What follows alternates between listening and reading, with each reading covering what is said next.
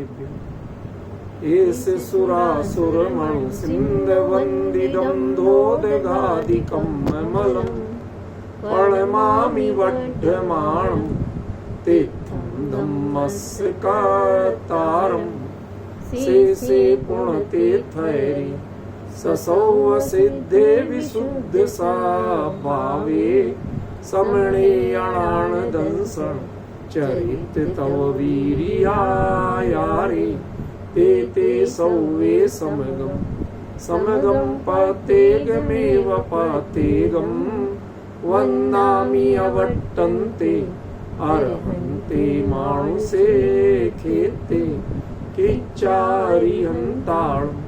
सिद्धाळं तैळमो गणहराळं अजावैवगाळं साहूळं चेव सौवेसिं तेसिं विशुद्धदंसं प्राणपहाणासमं समासेज्य उपसंपयामि सम्मं जतोनि बाणसंपत्ति। प्रवचन सार परमागम चरणानि योग चूलिका महाधिकार गाथा 245 पृष्ठ 478। समणा शुद्धोवजुत्ता सुहोवजुत्ताय होन्ति समयम्हि तेषु विशुद्धोवजुत्ता अणासवासासवासेया शेषा। जो अभी तक चर्चा चल रही है उसका ही बड़ा ही जोरदार समर्थन इस गाथा में किया, लेकिन बड़ी ही मतलब मुझे संकोच लगता है कहने में कि कहीं कहीं तो टीकाकारों के जो अभिप्राय था, जो शब्द थे, वो सही मुद्रित नहीं हुए, प्रिंट नहीं हुए। आचार्य ने कुछ और लिखा, वास्तव में अभिप्राय वही है, लेकिन उसको उन्होंने उसमें मेंशन नहीं किया, करेक्शन में गलती कर। आप लोगों को थोड़ा थोड़ा तो पता चलना चाहिए ना, दोष दृष्टि से नहीं कह रहा हूं, बल्कि कैसी चूक हो जाती है और हमें कितने सावधानी से शास्त्र को पढ़ना है, आगम को पढ़ना है, वो सिखाना चाहते। देखिए जो 244 गाथा की टीका है अमृतचंद्राचार्य देव की, उस टीका की पहली पंक्ति पढ़ी है सबके पास ग्रंथ? Page number Sachin, page number हमारे में तो 478 ही है, ठीक है ना सचिन? ग्रंथ है आपके पास? तो ये गलती है, आगे से आप ग्रंथ रख के बैठेंगे, ठीक है ना? यस्तु ज्ञानात्मानम आत्मानम एकम अग्रम भावेत, ये प्रिंट है। अब आत्मानम आत्मानम 2 बार हो रहा, एक शब्द 2 बार क्यों नहीं? यस्तु ज्ञानम आत्मना आत्मानम, प्रमाण दूं? देखो अभी आप 2-3 गाथा पीछे जाइए।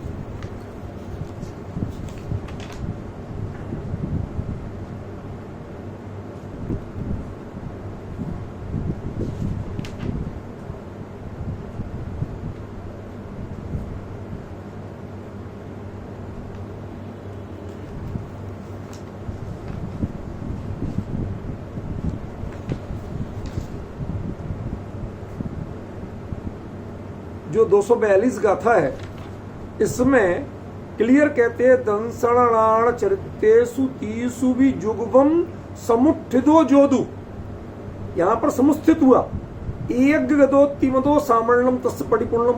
इसमें जब अपन ने व्याख्यान किया था तो उसमें क्लियर यह बात आई थी कि आत्मानम आत्मना माने अपने से अपने को कैसे जानना, आत्मा को अपने से जानना, किसी पर साधन के अवलंबन से नहीं जानना। उस समय ये बात बड़ी क्लियर आई थी, अपने 2-3 बार कहा था मैंने। वही बात यहां पर आचार्य देव कहना चाहते हैं कि जो जीव, यस्तु माने जो जीव, ज्ञानम ज्ञान को, ज्ञानात्मा जो ज्ञानात्मा है उससे, आत्मना आत्मानम अपने से अपने को एकम अग्रम, एक को ही अग्र करके, प्रमुख करके, भावयति, भावना करता है, स न ज्ञेय भूतम द्रव्यम अन्यद आसीदति, वह किसी ज्ञेय भूत पदार्थ को जानता ही नहीं, चखता ही नहीं। आसीदति का अर्थ प्राप्त करना या चखना, वह उसका आस्वादन नहीं करता, जानते ही नहीं कैसा होता है ये, किसे ज्ञेय कहते हैं, कोई मतलब नहीं। तो ये बात कह रहे हैं। तो इसमें 2 बार आत्मानम आत्मानम छप गया। एक बार यदि कहीं गलती हो गई तो अगले संस्करणों में वही गलती चल रही, किसी ने कभी पकड़ा नहीं, पहचाना नहीं। तो मैं आप लोगों से कहना चाहता हूं कि भले ही आप प्राकृत संस्कृत के बड़े विशेषज्ञ नहीं हो, और हम भी चर्चा में प्राकृत का तो हम खुलासा कर रहे हैं, पर संस्कृत में भी कहीं कहीं ऐसी यदि कोई जो शब्दों के अंतर आते हैं तो आचार्यों ने सही कहा, लेकिन उसको हम पहचान नहीं पा रहे हैं, तो हमें पहचानना चाहिए। ये एक सामान्य सूचनात्मक थी। अब इस गाथा में क्या कह रहे हैं आचार्य देव, पहले शब्दार्थ करते हैं, जब शब्दार्थ क्लियर हो जाएगा तब इसका मर्म निकालना शुरू करेंगे। समणा, श्रमण, शुद्धोपयुक्ता, शुद्धोपयोग युक्त। अब ये बात कहां से निकली? शुद्ध उपयुक्ता, क्या शब्द है? उपयुक्त। कल क्या बताया था अमित जी? उपयोग वाला, उपयोग सहित, उसको उपयुक्त बताया था ना। तो शुद्ध उपयुक्त माने शुद्धोपयोग वाला। क्लियर हो गया? समझ गए ना? सुहोपयुक्ता च, और शुभ उपयोग वाले। श्रमण 2 तरह के, एक शुद्धोपयोग वाले, एक शुभोपयोग वाले। होंती, होते हैं, समयम्ही, समय में। समय आगम का वाची है, मूल आमनाय का वाची है। केवली परमात्मा के जो वचन हैं वास्तव में उनको समय कहा गया। आराती आचार्यों या अन्य लोगों ने जिन्होंने अपने हिसाब से लिखा, उसका नाम समय नहीं। तो जब आचार्य देव समय की बात कर रहे हैं तो यहां समय का अर्थ प्रवचन है, समय का अर्थ शब्द नहीं है, वाक्य नहीं है, शब्द ब्रह्म भी नहीं है। जबकि समय सार में समय का अर्थ शब्द ब्रह्म लिया गया। शब्द ब्रह्म, पर ब्रह्म के वाचक, वाच्य, नियोग, ये सब जो दिया है वहां क्लियर उसका अर्थ है शब्द ब्रह्म। लेकिन यहां पर समय का अर्थ प्रवचन है। प्रवचन माने दिव्य ध्वनि, दूसरा कोई नहीं। ख्याल में? तो भगवान की वाणी में 2 प्रकार के श्रवण की चर्चा आई। कौन कौन से? एक शुद्धोपयोग वाले और एक शुभोपयोग वाले। अब मजे की बात देखना, बहुत मजे की बात। इसका अर्थ क्या किया जाता है? कई लोगों का सुना मैंने, पढ़ा। क्या अर्थ करते हैं? शुद्धोपयोग वाले माने 7वें गुण स्थान वाले, और शुभोपयोग माने 6वें गुण स्थान वाले। अमित जी ध्यान देना भाई, जब मैं क्या कह रहा हूं, ये बात जो मैं आगे कहने वाला हूं ना, आपको हवड़ी मच जाएगी, ऐसी कह रहा हूं। और वो बात मैंने नहीं की है, आचार्य देव ने कही। अगली पंक्ति में है, ये कथन बिल्कुल गलत है, ये अर्थ करना बिल्कुल गलत है कि 7वें गुण स्थान वाले माने शुद्धोपयोगी। या इस प्रकरण में, अन्य जगह ठीक हो सकता है, इस प्रकरण की बात कर रहा हूं मैं। और 6वें गुण स्थान वाले माने शुभोपयोगी, ये अर्थ करना गलत है। आचार्य यहां ये नहीं कहना चाहते। शुद्धोपयोगी माने छपक श्रेणी, और उससे ऊपर छपक श्रेणी आरोहण, सातिशय प्रमत्त संयत, वो यहां शुद्धोपयोगी कहेगा। और जो 6वें 7वें झूलने वाले हैं उन सभी को शुभोपयोगी कहा गया। 7वां गुण स्थान अप्रमत्त गुण स्थान, अनुभूति का गुण स्थान है, लेकिन उसमें जिस अनुभूति के बाद भी गारंटी से 6वें में जाना है, गारंटी से प्रमत्त भाव में जाना है, उसको आचार्य देव ने शुभोपयोग युक्त कहा, शुद्धोपयोग युक्त नहीं कहा। 50 सको तो 50। 3 बार बोलूंगा इस बात को, पहले तो प्रश्न दिमाग में बैठना चाहिए। हमने आज तक क्या पढ़ा? प्रमत्त गुण स्थान माने शुभोपयोग और अप्रमत्त गुण स्थान माने शुद्धोपयोग, यही पढ़ा ना। आचार्य देव ये कहना चाहते हैं कि अप्रमत्त गुण स्थान के 2 भाग, एक स्वास्थान अप्रमत्त संयत और दूसरा सातिशय अप्रमत्त संयत। पक्का? सातिशय अप्रमत्त संयत वाले जो हैं वो तो शुद्धोपयोग वाले हैं, और जो स्वस्थान वाले हैं वो अप्रमत्त होके भी शुभोपयोगी। 50 सको तो 55। मैंने कहा ना 3 बार कहूंगा, मैंने एक ही बार कहा, 2 बार और बताऊंगा। सारी जिनवाणी में एक सामान्य चर्चा मिलती है, 6वां गुण स्थान शुभोपयोग का और 7वां शुद्धोपयोग का, मिलती है ना विपिन जी? हर ग्रंथ में है। अब यहां पर आचार्य देव बिल्कुल उससे डिफर होके चल रहे हैं, बिल्कुल अलग। वो साफ कह रहे हैं कि जो सातिशय अप्रमत्त संयत है श्रेणी की दिशा, वो ही शुद्धोपयोगी श्रवण है, बाकी तो शुभोपयोगी। अब आपका देखो, जब क्लियर आप ही मान रहे हो कि अप्रमत्त, तो अप्रमत्त जो है वो शुभोपयोग कैसे हो जाएगा? वो तो शुद्धोपयोगी होगा। मैं भी मानता हूं, सही कह रहे हैं आप। कई बार विवक्षा में इतनी गहराई होती है, आप चरणान योग की चूलिका की चर्चा कर रहे हैं, आप द्रव्यलिंगी भावलिंगी की चर्चा नहीं कर रहे। पूरे प्रवचन सार में और खासतौर पर चरणान योग चूलिका महाधिकार में द्रव्यलिंगी की चर्चा ही नहीं आई, कुलिंगी या आलिंगी की चर्चा नहीं आई। यहां चर्चा ही अकेली भावलिंगी की है। अब जो भावलिंगी हैं उनके तो 7वां गुण स्थान होना तय है कि नहीं है? 100% तय है, उसके बिना भावलिंग हो ही नहीं सकता।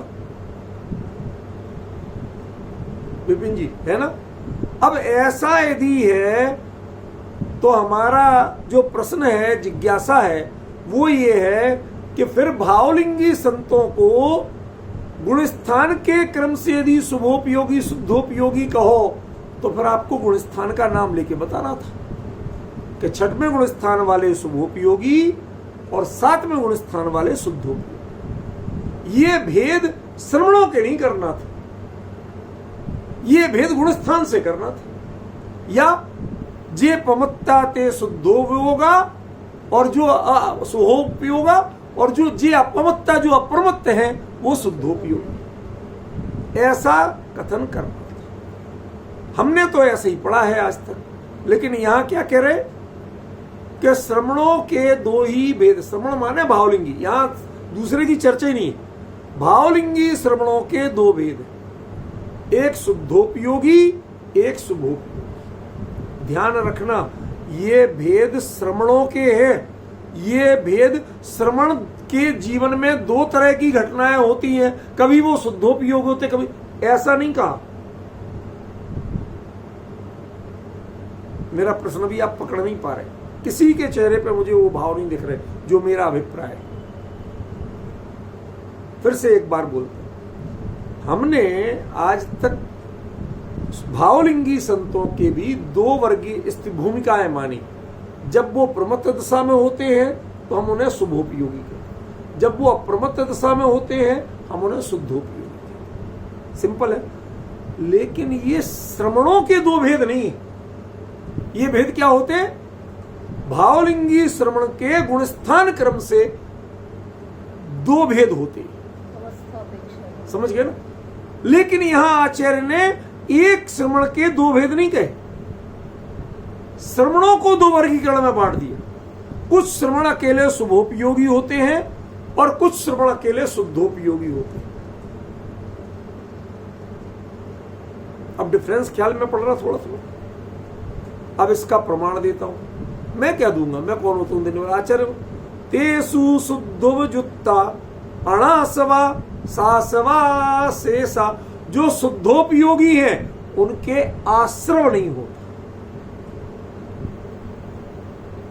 और जो शुभोपयोगी हैं उनके आश्रव होता है, श्रेणी वालों के आश्रम नहीं होता, और जो स्वस्थान अप्रमत्त हैं उनके आश्रम होता। आया पकड़ में? आचार्य देव खुद लिख रहे हैं। लेकिन हम लोग स्थूल व्याख्यान वाले सबके जितने पढ़े और जितनों से चर्चा की आज मैंने, सब यही कह रहे कि छठवें गुण स्थान वाले शुभोपयोगी श्रवण हैं, सातवें गुण स्थान वाले शुद्धोपयोगी श्रवण हैं। ये चर्चा ही आचार्य कर रहे हैं।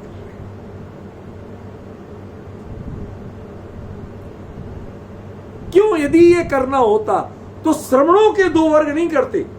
श्रवण अवस्था में दो तरह के परिणाम होते हैं, कुछ परिणाम शुभोपयोगी होते हैं और कुछ परिणाम शुद्धोपयोगी। ये श्रवण के भेद नहीं है, ये श्रवण की दो भूमिकाएं कहलाती हैं। लेकिन यहां आचार्य ने क्या कहा? श्रवण दो तरह के होते हैं।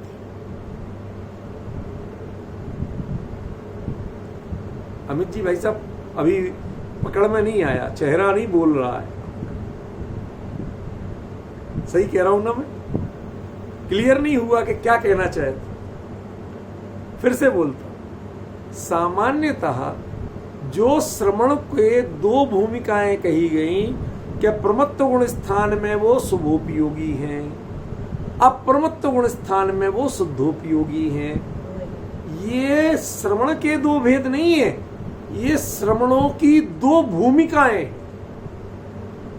जैसे एक व्यक्ति दो रोल निभाता है, तो ऐसी दो भूमिकाएं तो भाई साहब पांचवें गुण स्थान में भी होती है, चौथे गुण स्थान में भी होती है। जब अनुभव करते हैं तो शुद्धोपयोगी, और जब अनुभव से बाहर है तो शुभोपयोगी। देशवृत्ति भी 15 दिन में भी अनुभव होता है तो शुद्धोपयोगी है जब अनुभव के काल में, और उसके बाहर है तो अणुव्रत आदि का आचरण करते हुए, दिग्व्रत देशव्रत इनका आचरण करते हुए वो शुभोपयोगी। समझ? तो ये परिणामों के हिसाब से एक भूमिका वाले जीवों के दो वर्गीकरण करना ये एक अलग बात है।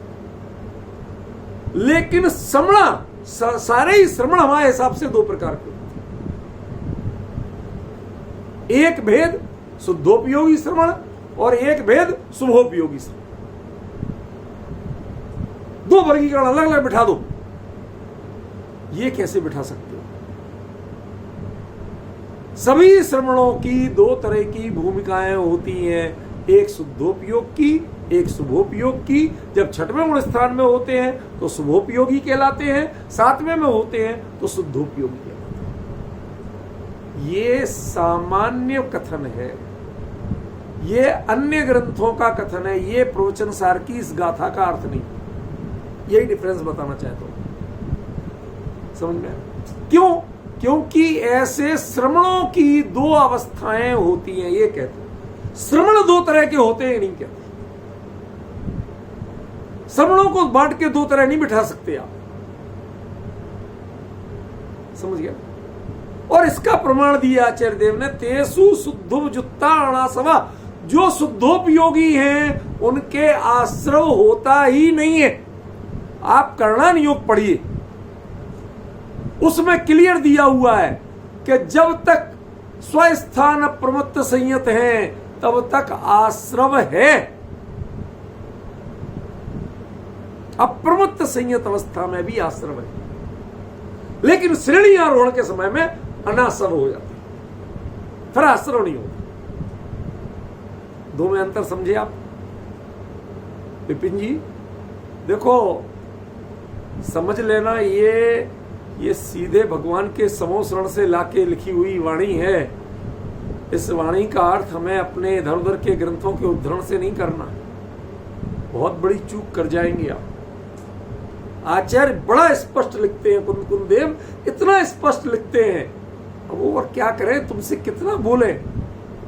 उनने साफ तो कह दिया, पहचान बता दी कि हमारी दृष्टि में जो मैं सुन के आया हूं, चरणान योग की चूलिका पर आप खड़े होके देखिए, यहां की दृष्टि में श्रवण दो प्रकार की। जो श्रेणी का अभ्यास तो कर रहे हैं लेकिन श्रेणी नहीं हो पाई, नहीं हो पाई तो भी अप्रमत्त तो होंगे कि नहीं होंगे, तब भी वो शुभोपयोगी। और जिनके श्रेणी हो गई, क्लिक कर गए, वो शुद्ध हो। क्यों? क्योंकि शुभोपयोगी श्रवण के आश्रम होता है और शुद्धोपयोगी के आश्रम नहीं होता। तो मात्र श्रेणी के काल में आश्रम नहीं होता, वरना स्वस्थान अप्रमत्त संयत में आश्रम होता है।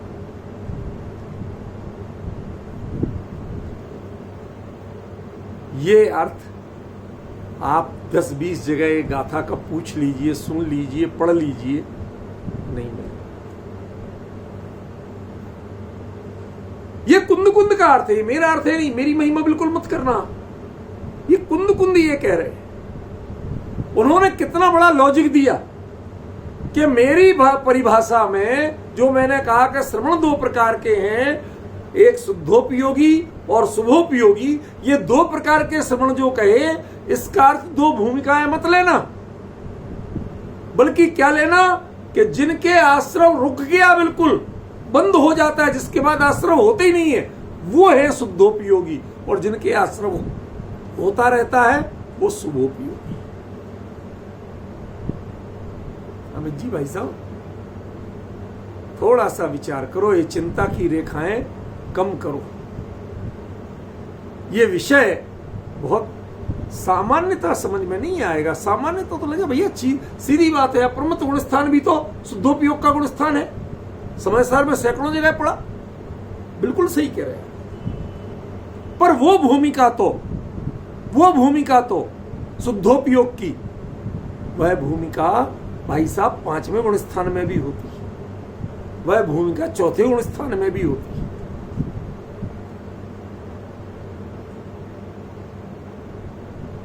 समझ रहे हो विपिन जी?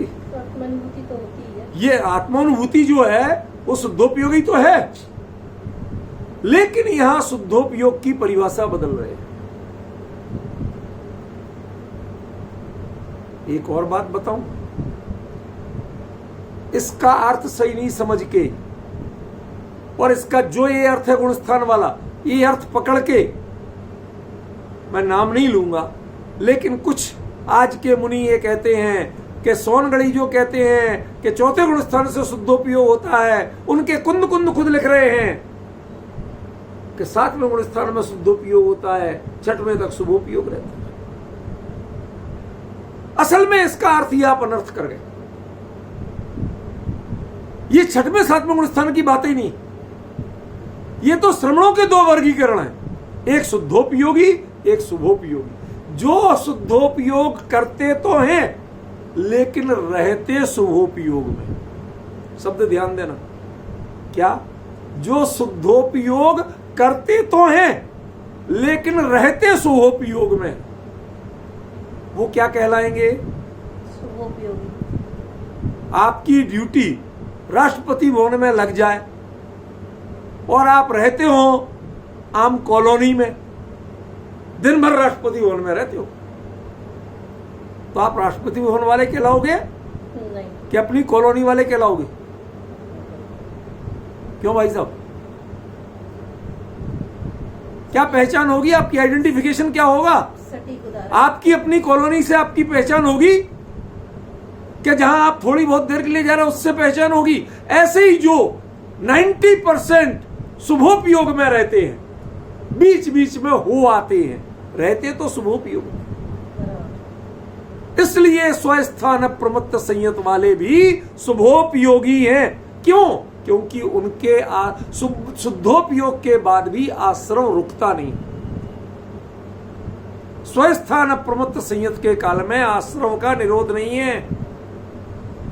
6वें गुणस्थान में तो है ही नहीं, 5वें में भी शुद्धोपयोग के काल में आश्रम निरोध नहीं है, और 4थे में भी शुद्धोपयोग के काल में आश्रम का शुद्धोपयोग तो है टेक्निकली, लेकिन आश्रम का निरोध नहीं है। ये तो भाई साहब 7वें गुणस्थान में भी नहीं होता, ये तो मात्र सातिशय प्रमत्त संयत में होता है। ये अर्थ कोई नहीं करता। जो मुनि पंथ के लोग हैं, वो लोगों ने क्या किया? सोनगढ़ियों को, कांजी स्वामी को शुद्धोपयोग नहीं था ये सिद्ध करने का हमें बहुत बड़ी तोप मिल गई कि श्रवण ही शुद्धोपयोगी होते। अरे भले आदमी, तुम समझ ही नहीं पाए कुंद कुंद यहां क्या कह रहे। उन्होंने चौथे गुण स्थान में शुद्धोपयोग का निषेध नहीं किया, बल्कि श्रमणों की दो कैटेगरी बना रहे, एक शुद्धोपयोगी और एक शुभोपयोगी। जो स्वस्थान प्रमत्त संयतक हैं वो शुभोपयोगी हैं, और जो सातिशय प्रमत्त संयत में हैं वो ही शुद्धोपयोगी हैं। इसका मतलब क्या हुआ जानते हो?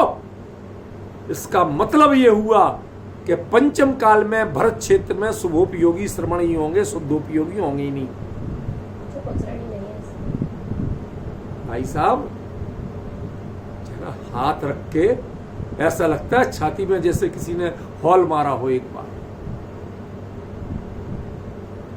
समझ रहे ना कितना पचाने के लिए हिम्मत चाहिए आप। बहुत धैर्य की बात है, बहुत गंभीरता की बात है। क्लियर सारे ग्रंथ क्लियर समर्थन करेंगे, सारे आचार्य समर्थन करेंगे कि सातवें गुण स्थान स्वस्थान प्रमत्त संयत में शुद्धोपयोग है। क्षण क्षण में अंतर्मुखों सिद्धों से बातें करते, क्या क्या नहीं गाते हम गीत, क्यों सारे गीत गाते हैं, लेकिन इस गाथा में कुंद कुंद कुछ और कह रहे हैं। वो स्वस्थान प्रमत्त संयत की आत्मानुभूति को आत्मानुभूति मानते हुए भी उसे शुद्धोपयोगी श्रवण नहीं कह रहे हैं। क्यों? क्योंकि चरणान योग की चूलिका पर आकर बैठिए, पहले वो हाइट देखिए, उसके बाद बात कीजिए। मैं दिल्ली रहता हूं, दिल्ली में जितने चाहे सावधानी से रहूं, मौसम सर्दी गर्मी कुछ भी हो, ठीक है ना, मुझे हर मौसम में थोड़ी बहुत धूल वगैरह की प्रदूषण है तो एलर्जिक होने से जुकाम रहता है, होता ही होता है, कोई भी मौसम। क्यों? धूल मिट्टी है। अब यदि जो लोग कहते हैं सर्दी से ठंडक से जुकाम होता है, मैं कैलाश यात्रा गया, -7 -10 -13 तक रहा, एक दिन छींक नहीं आई। तब पता चला कि ठंडक से जुकाम नहीं होता है, प्रदूषण से जुकाम होता है। वहां प्रदूषण नहीं है, इसलिए वहां जुकाम नहीं। अब पता चला। अभी तक क्या समझ रहे थे? ठंड लग गई तो जुकाम हो गया। अब जुकाम का आधार पता चला कि जुकाम का आधार ठंड नहीं है, जुकाम का आधार तो आपके लिए प्रदूषण है। यहां प्रदूषण छूटता नहीं, इसलिए आप जुकाम में रहते हो, और वहां प्रदूषण होता नहीं, इसलिए ठंड भरपूर होती है और जुकाम नहीं। ये दृष्टांत बहुत स्थूल है, सिद्धांत बड़ा सूक्ष्म है। सूक्ष्म क्या है? आचार्य ने कहा वहां कर्मों के आश्रम का प्रदूषण नहीं होता, जहां उसे शुद्धोपयोगी कहते हैं। जहां तक कर्मों के आश्रम का प्रदूषण चालू है तब तक आपके शुद्धोपयोग नहीं है, शुभोपयोग। और तीसरी बात बता दो, अभी तो इसका अर्थ चलेगा, लंबा चलेगा, अभी तो चर्चा शुरू हुई है, खत्म नहीं हुई है। तीसरी बात बता दो, पचा लोगे? लड़ोगे तो नहीं मेरे से? इसका मतलब सीधा सीधा ये है कि जिनके शुभोपयोग भी 28 मूल गुण के निर्दोष पालन जैसा नहीं है, तो वो हुआ अशुभोपयोग, और अशुभोपयोगी श्रवण होता ही नहीं। जिसको गाली गलौज मार पीट लड़ाई झगड़ा कषाय के भाव आ जाए, वो श्रवण है ही नहीं। जो जिनके छठवें गुण स्थान तक का ठिकाना नहीं है, वो श्रवण ही नहीं।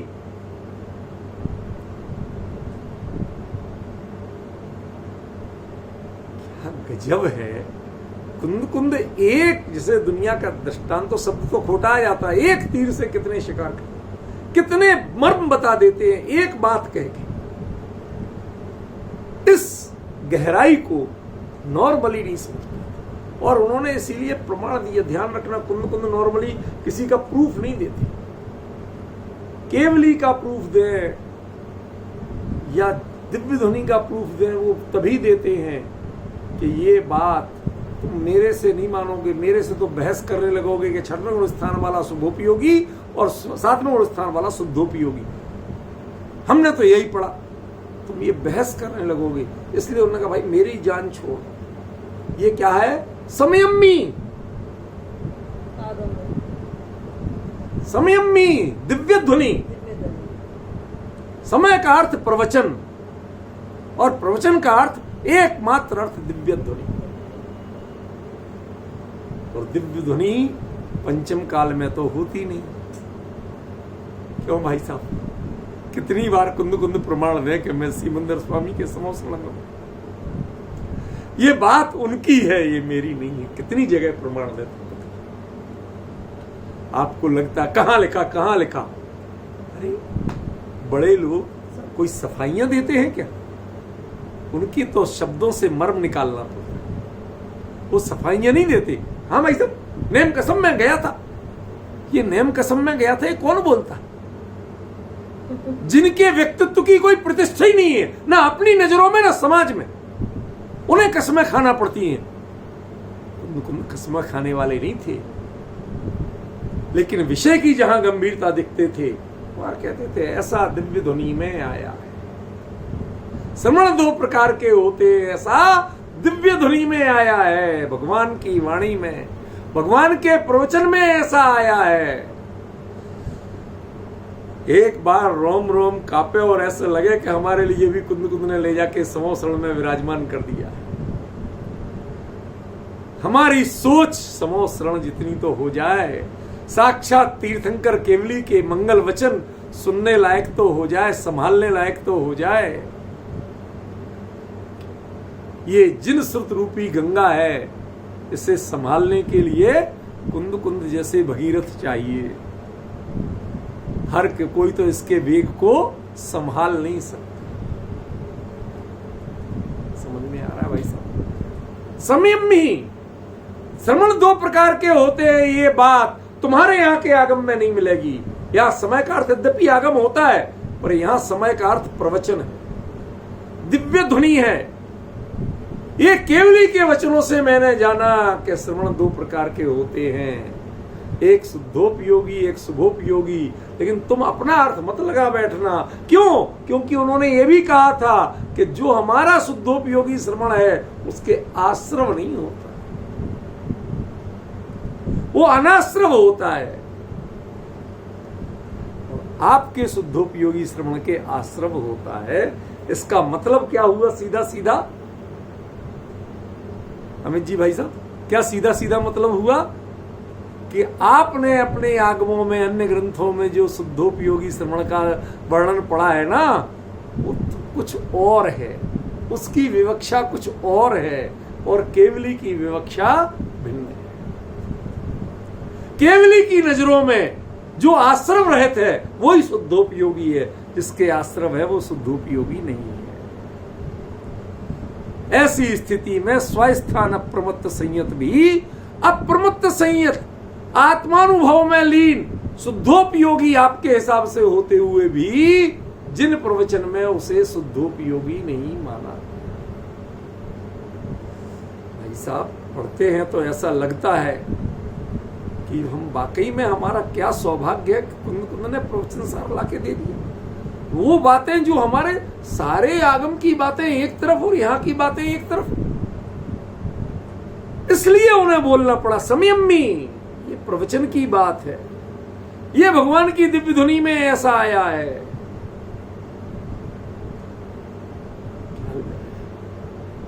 क्या गरिमा है, ये मर्म समझना पड़ा। क्यों? क्योंकि बाकी इसमें नए विवक्षा नहीं है कि आप निश्चय और व्यवहार लगा लो। ये वस्तु स्थिति है। वस्तु स्थिति के अनुसार शुद्धोपयोगी श्रवण वही है जिनके आश्रव नहीं होते।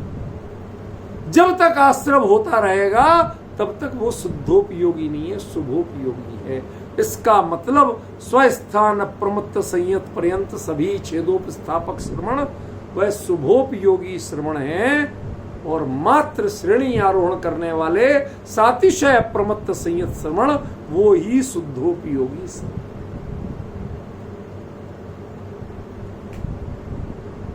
दिस द हाइट ऑफ श्रावण। समझ में? कायदे से वहां तो श्रावण पूरा हो जाता है।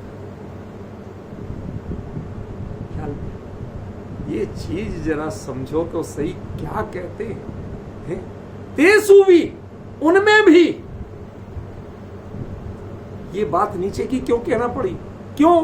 क्योंकि आप वही छठवां सातवां और स्थान लगाने वाले थे। श्रवण दो प्रकार के होते हैं, शुद्धोपयोगी, शुभोपयोगी। शुभोपयोगी छठवें स्थान वाले, शुद्धोपयोगी सातवें स्थान वाले। तो कुंद को कहना पड़ा, भाई प्रवचन में ऐसा नहीं आया था, कुछ और आया था। क्या आया था भगवान? आचार्य देव बताइए तो, क्या सुना आपने भगवान की वाणी में? कि शुद्धोपयोगी वो होता है जिसके आश्रम का निरोध हो जाता है। आश्रम का निरोध संवर नहीं है, यहां आश्रम की विच्छित्ति हो जाती है। उसके बाद किसी कर्म का आश्रम ऐसा नहीं होता जो बन सके। समझ रहे? बंधने लायक आश्रम नहीं होता हो। ऐसे तो आश्रम, ईरियापथ आश्रम तो केवली के भी होता है, 13वें गुण स्थान में भी होता है। लेकिन जिस आश्रम को सांप्रायिक आश्रम कहते हैं, वो सांप्रायिक आश्रम के बंध का हेतुभूत आश्रम नहीं होता। तेसु भी, ध्यान रखना, उनमें ध्यान रखना, पहचान बना लेना कि यदि जिसके आश्रम हो रहा है, किसी भी कर्म का हो, इसका मतलब क्या जानना? इसका मतलब क्या जानना? कि जब श्रेणी आरोहण के जो परिणाम होते हैं, उस स्थिति में समस्त आश्रम निरोध हो ही जाता है। कैसा आश्रम निरोध? जिसका बंध हो सके, जो बंध में परिणत हो सके, ऐसे आश्रम का सर्वथा निरोध हो जाता है। समझिए, ये चीज हमें समझना पड़ेगी विपिन जी। टालने से, इग्नोर करने से काम नहीं चलेगा। आचार्य देव क्या कह रहे हैं, और मुझे बहुत पीड़ा हुई जब इसका अर्थ करते समय जय सेनाचार्य देव कुछ और ही बात कहते। थोड़ा पढ़ के बताऊं आपको, समझ। इससे हमारे आचार्यों की महिमा कम नहीं होती, पर विचार तो करें। देखो अगले पेज पर बीच में जो दी है ना, ऐसी टीका दी है, ये जैसे ये गाथा है, इसके बाद की ये टीका है ना, छोटी टाइप में, वो देखिए उसमें क्या दी। सोवजुत्ताया, तीसरी पंक्ति, न केवलम शुद्धोपयुक्ता शुभोपयुक्ताश्च। श्रवण शुद्धोपयोगी भी है, शुभो। अब इसका अर्थ क्या? चकारो अत्र अन्वयार्थे गौणार्थे ग्राह्या। वो गौण अर्थ में चाल लेना, मानो उसका कोई मुख्य अर्थ नहीं, जबकि उसका यहां मुख्य अर्थ। तत्र दृष्टांता, उसके लिए दृष्टांत देते। निश्चयेन शुद्ध बुद्धैक स्वभावा सिद्ध जीवा एव जीवा वर्ण्यते। अरे भाई, यहां श्रवण के भेद हैं या जीव के भेद हैं?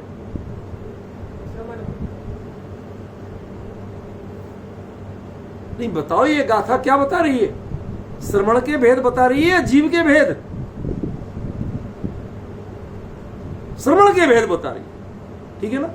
आप क्या कह रहे? निश्चयेन शुद्ध बुद्धैक स्वभावा सिद्ध जीवा एवं वर्ण्यन्ते, वही शुद्ध है। व्यवहारेण चतुर्गति परिणता शुद्ध जीवाश्च जीवा तथा शुद्धोपयोगिनाम मुख्यत्वम शुभोपयोगिनाम चकार समुच्चयन व्याख्यानम गौणत्वम तस्मात् गौणत्वम जातम इति चेत। बताते हैं, पढ़ो आप, घबराओ मत, थोड़ा बीच बीच में पढ़ो, पता तो चले। शुद्धुम जुत्ता अणासवा सासवा शेषा तेसु मध्ये शुद्धोपयोग युक्ता अनाश्रवा शेषा शास्त्रवा यतः कारणात् निज शुद्धात्म भावना बलेन समस्त शुभाशुभ संकल्प विकल्प हेतुत्वात् शुद्धोपयोगिना निराश्रवाय। ध्यान रखना, जे शुभाशुभ संकल्प विकल्प हेतुत्वात्, ये कारण नहीं, ये नकारात्मक कारण। बचा सको तो क्या कह रहा हूं, ये नकारात्मक कारण है। संकल्प विकल्प नहीं करना ये कारण नहीं है।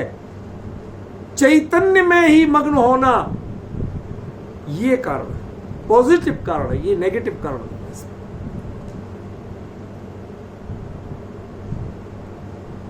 तो निज शुद्धात्म भावना वले न समस्त शुभाशुभ संकल्प विकल्प रहतत्वात् शुद्धोपयोगिनो निराश्रवा एव शेषा शुभोपयोगिना मिथ्यात्व कषा विषय कषाय रूप अशुभ आश्रम निरोधेपि, माने मिथ्या दृष्टि नहीं है, सही बात, और विषय कसाई भी नहीं है।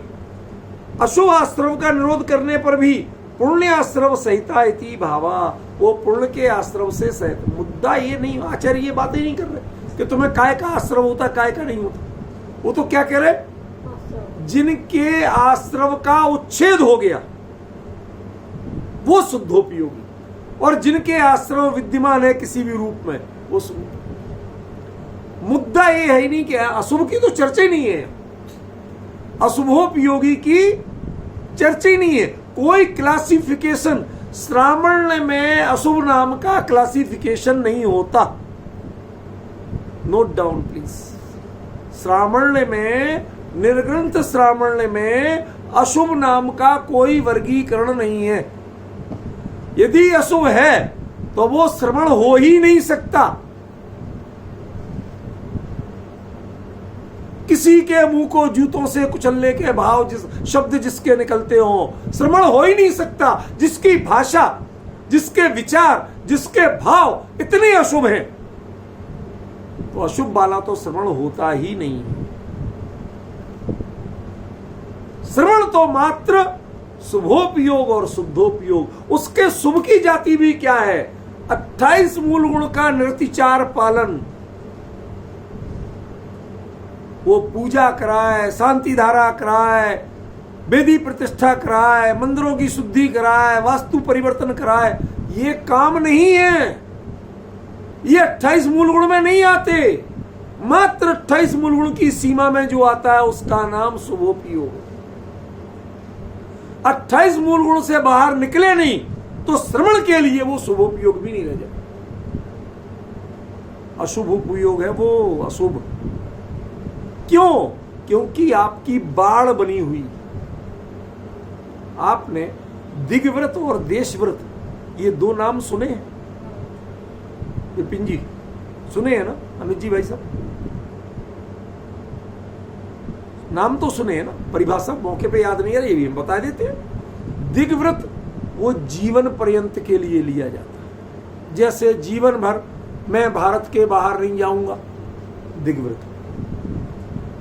और देशव्रत कि मैं चौमासे भर इस मर्यादा के बाहर नहीं जाऊंगा, 10 किलोमीटर से दूर। मुनिराज ऐसी लेते हैं। जब चातुर्मास की स्थापना करते हैं तो पूर्व दिशा में यहां तक, पश्चिम दिशा में यहां तक, उत्तर दिशा में यहां तक, दक्षिण दिशा में यहां तक इतना गमन कर सकता हूं, इससे आगे नहीं जाऊंगा। यद्यपि मुनिराज के देशव्रत नहीं होता, लेकिन ये पहचान के लिए बता रहा। तो देशव्रती श्रावक क्या करेगा? दिग्व्रत तो जीवन भर के लिए लीजिए, लेकिन देशव्रत के रूप में अपने पाप को और पाप बंध से बचना है तो वो क्या करेगा कि 10 लक्षण के दिनों में मैं दिल्ली से बाहर जाऊंगा ही नहीं। इसका मतलब दिल्ली से बाहर के निमित्त से जितना पाप बंद होता था वो मेरा त्याग। इतना ही नहीं है भाई साहब, दिल्ली से बाहर की न्यूज नहीं सुन सकते आप, चर्चा नहीं कर सकते। क्यों? क्योंकि देह के जाने का कहला मुद्दा नहीं है, मुद्दा उपयोग के जाने का। और आपने उपयोग वहां भटका दिया तो क्या कीमत रह गई भाई साहब? ये तो वैसे ही हो गया कि हमने रोटी रात को नहीं खाई, लेकिन रात को रोटी का चिंतन कर लिया। अरे जब भाव भटक गए तो फिर बंद तो हो ही गया, क्या कीमत रही? इसीलिए मुनि अवस्था में एक अणुव्रत कहा गया। पता है आपको? मैंने बताया था, अमित जी को तो ध्यान होना चाहिए। रात्रि भोजन त्याग अणुव्रत, और मुनि अवस्था में रात्रि भुक्ति भोजन एक ही बात है। क्यों भैया? उसका स्वरूप पता नहीं चलता लोगों को, लोग उसका अनर्थ करते, इसका मतलब मुनि जो नहीं है वो तो रात्रि में, क्या मूर्खता करते हो। उसका मतलब कुछ और है। उसका मतलब ये है कि रात्रि के समय यदि स्वप्न में भी आहार दिख जाए तो आपके लिए अतिचार लगती है। आप सोए भी ऐसे परिणाम हो, रात हुई नहीं कि भोजन संबंधी कोई चर्चा करें आपके पास तो नहीं कर सके, उनसे दूर रहो जो भोजन की चर्चा करते। नाम नहीं लेना, विचार नहीं करना, स्वप्न तक में नहीं आना चाहिए। अब हम कहते साहब स्वप्न पे क्या जोर है हमारा, भ्रम है आपको, भ्रम है आपको।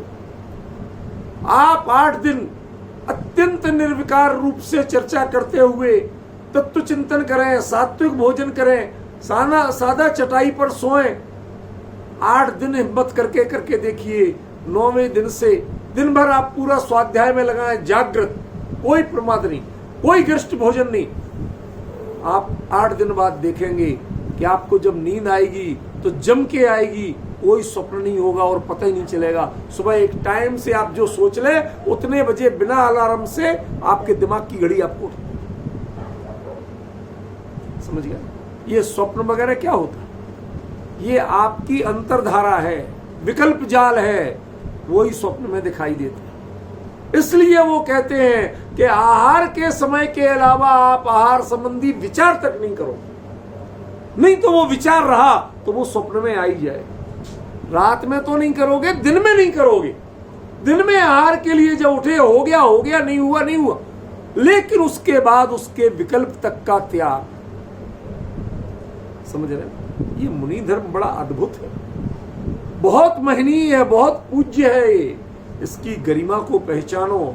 यहाँ तो जो ऐसे संसार के 28 मूल गुण के अलावा कोई भी कार्य में प्रवृत्त हुए तो आप मर्यादा से बाहर चले गए, आप अशुभ हो। जैसे मैंने दिग्व्रत और देशव्रत का दृष्टांत दिया था कि किसी व्यक्ति ने दिग्व्रत लिया था देश भर का और देशव्रत लिया कुछ दिन के लिए कि दिल्ली से बाहर नहीं है, ठीक है ना।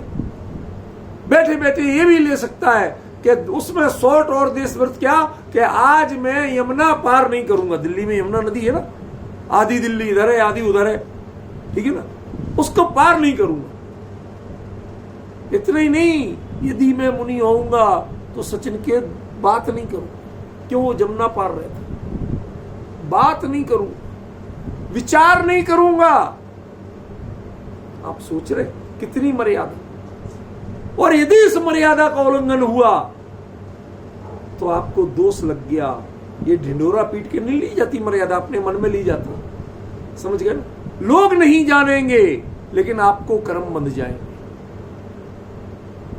इसलिए क्या कहा, 28 मूल गुण की मर्यादा से बाहर जो भी उपयोग चला गया वह अशुभ में चला गया, वह मुनि धर्म के बाहर चला गया। इसलिए अशुभोपयोगी कभी श्रवण नहीं हो सकता, मात्र शुभोपयोगी श्रवण है। माने 28 मूल गुण की मर्यादा में जो मर्यादित वो ही श्रवण है।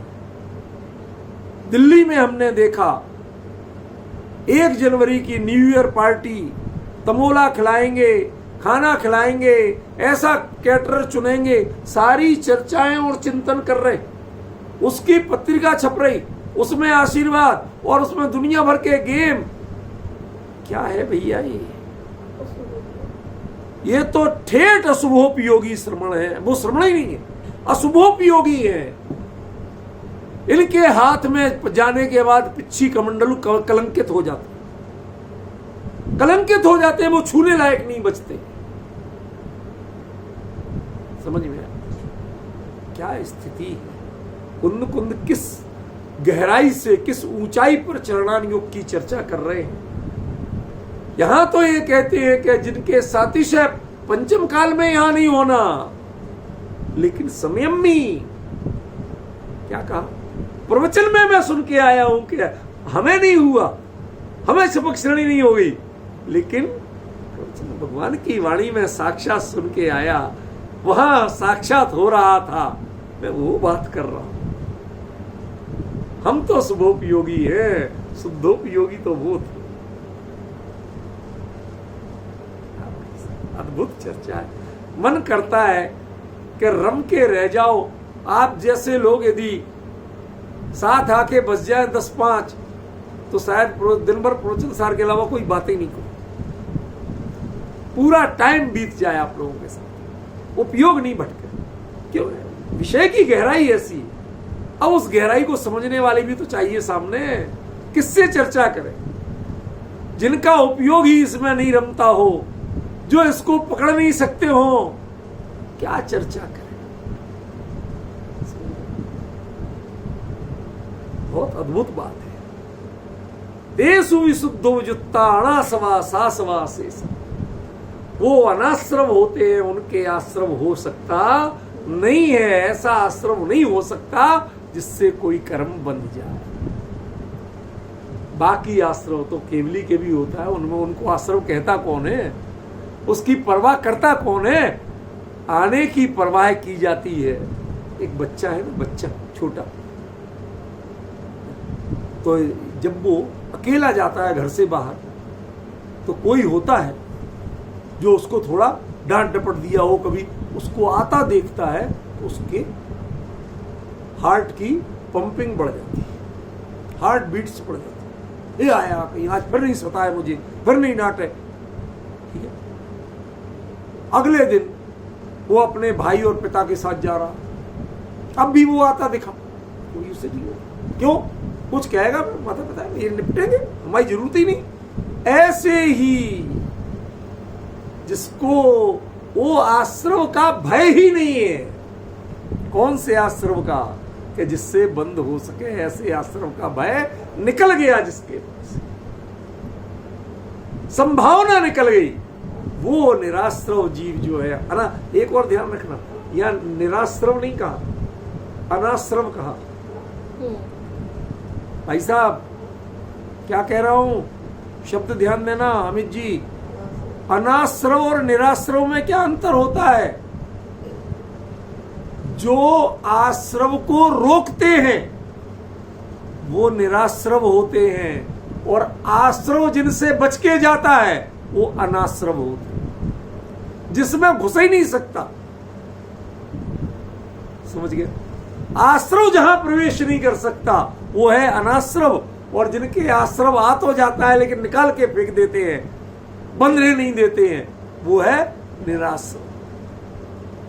या इन्हें आश्रम की चिंता करने की जरूरत नहीं है, वो आश्रम इनका कुछ नहीं बिगाड़ सकता, रंच मात्र भी। क्यों?